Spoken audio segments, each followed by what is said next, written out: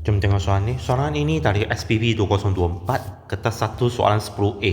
So tajuk dia adalah taburan kebaran kalian. Okay. So diberitahu kami ini peserta kuis matematik lah. Dia jawab 40 soalan objektif. So setiap soalan mempunyai 4 pilihan jawapan lah. Dengan satu daripadanya adalah betul. So peserta tu sudah tahu jawapan bagi 35 soalan sahaja.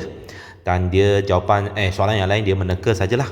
So dia anggap peserta tersebut menjawab 35 soalan tu sudah dengan betul lah. So dia minta kami cari kebaran kalian. Peserta itu meneka semua jawapan dengan betul.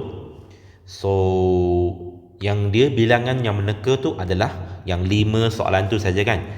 Okay, so sekarang dia fokus pada 5 soalan itu saja. Okay, tapi di sini kami mau cari P dan Q dulu lah. So dia ada 4 pilihan lah.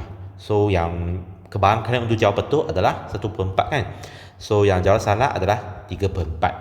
So dia nak kami cari X sama dengan 5.